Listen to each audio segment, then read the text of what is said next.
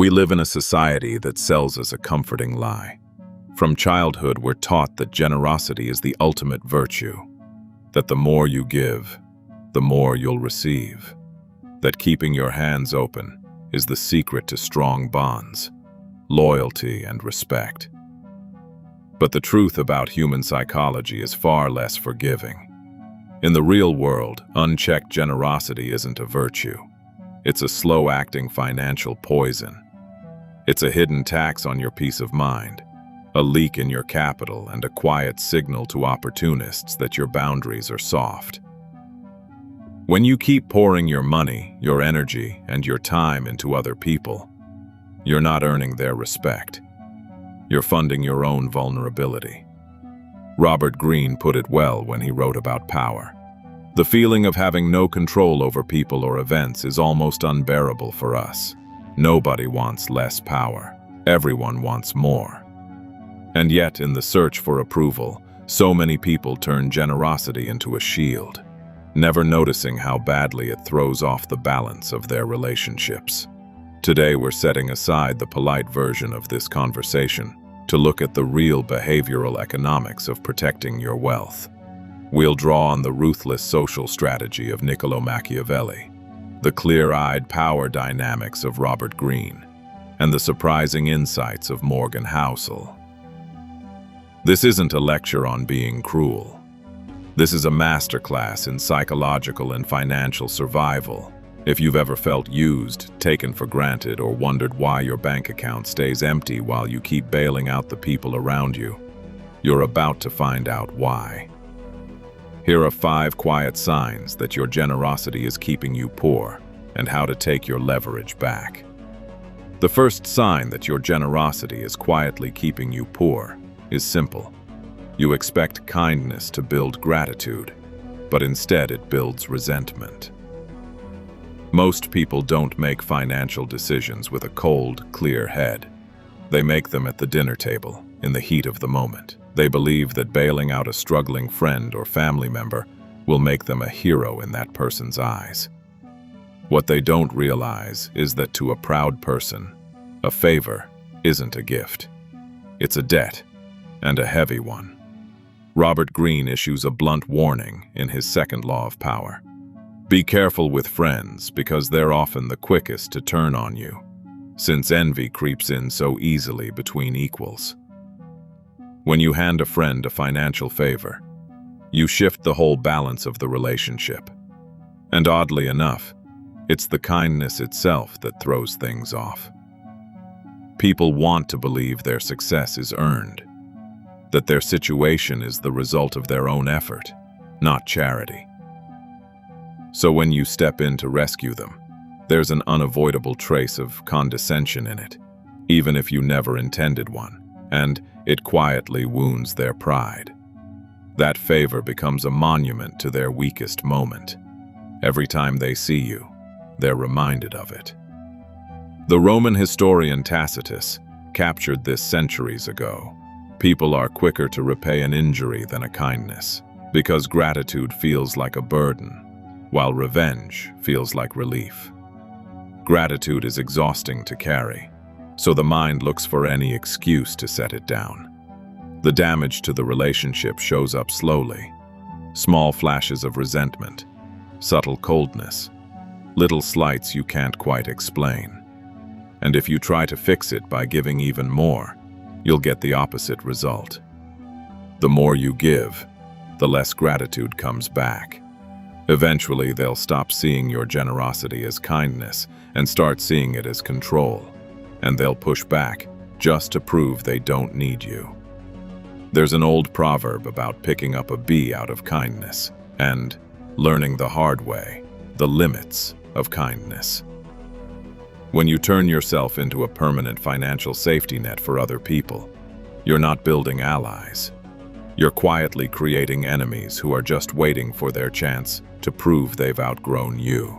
The second sign is that you're drawn to helping people for free, and you've fallen for the illusion of the free lunch. One of Greene's laws puts it simply: despise the free lunch. In the world of power and money, anything offered for free is dangerous. It usually comes with a hidden trick, a quiet manipulation, or an emotional debt attached. What's actually worth something is worth paying for. When you pay your own way and expect others to do the same, you stay clear of guilt, obligation, and deceit. When you give away your time, your money, or your expertise for free, you're teaching people to devalue you. Human beings judge worth by price. If you charge nothing, you're telling the world your work is worth nothing. The ancient philosopher, Han Fei-tzu, warned that when you're about to take something, you should give first. Manipulators understand this instinctively. They'll offer you a small, unprompted favor, a well-timed compliment, or a free opportunity, all designed to lower your guard. Once that crack opens, they take what they want at their leisure. A gift that arrives at just the right moment is often nothing more than a Trojan horse.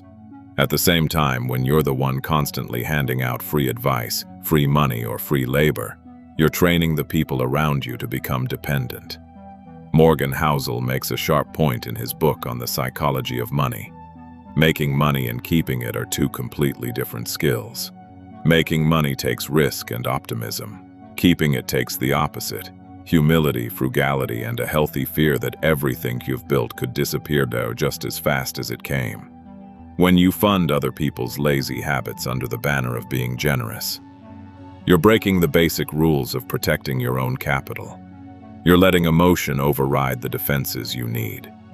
By refusing to make people pay full price for your time and effort, you're letting them quietly drain your life's energy. Real power means having the discipline to protect what you've built. Pay your own way, expect others to do the same, and stay skeptical of anything that claims to be free. The third sign is that your giving isn't coming from genuine usefulness. It's coming from your own ego. This is the trap of what we might call the sovereign giver, someone who uses money to buy the appearance of status and admiration, and ends up financially ruined because of it. In the introduction to his book, Morgan Housel tells a story from his college years, when he worked as a valet at a luxury hotel in Los Angeles. One regular guest was a hugely successful tech executive, a genuine genius who'd helped patent key technology used in Wi-Fi routers and made a fortune selling companies in his 20s. But his relationship with money was a mess of insecurity dressed up as confidence. He carried a thick stack of $100 bills and bragged about his wealth to anyone nearby. One day, he handed a valet a few $1,000s and told him to go buy a stack of $1,000 gold coins. An hour later, he and his friends stood on a dock over the Pacific, skipping the coins across the water like stones, laughing about whose went furthest, just for fun. A few nights later, drunk, he smashed an expensive lamp in the hotel restaurant. When the manager told him it would cost $500 to replace, he pulled out a wad of cash, handed over 10 times that amount, and told the manager not to bother him again. You can probably guess how long that lasted. Housel found out years later. The executive went completely broke. This is the paradox at the center of it all.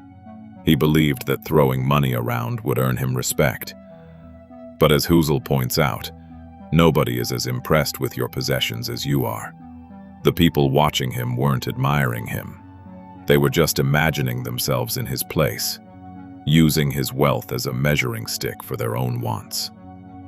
Real wealth isn't what you spend, it's what you don't see. The money you didn't spend, sitting quietly, giving you options and control over your own time. When you spend money, just to show people you have it, that's the fastest way to end up with less of it.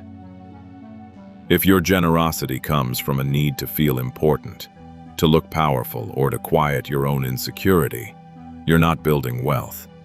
You're burning your safety net to feed your ego. The fourth sign is that your constant giving has hit a point of diminishing returns, and it's turned the people around you entitled and ungrateful. In the world of strategy, any weapon used too often becomes dull. Generosity works the same way. Greene warns that appearing flawless, always capable, always available, is its own kind of danger. It breeds silent envy in the people around you. When you're always the one providing, always the solution, you stir up a quiet undercurrent of envy in your circle. The people around you start to feel stuck by comparison. To protect their own egos, they'll start reframing your generosity as pity, something they resent rather than appreciate. Greene makes the point directly. The more often you give to the same people, the blunter that gesture becomes as a source of goodwill. If they don't start taking you completely for granted, they'll eventually resent you instead. Simply because your help reminds them how much they depend on you, your kindness starts to feel like an insult to their independence. There's an old saying from the Han Dynasty: the tallest, straightest trees are the first to be cut down, while the crooked ones are left standing. By being the reliable, endlessly generous one in your circle, you make yourself the easiest target. To protect your own independence, you need to learn the strategic value of scarcity. As Greene puts it, absence increases respect. If you're always available, always giving, your value quietly erodes. You become predictable, and predictable things stop being valued. The 17th century French writer Ninon de L'Enclos put it beautifully.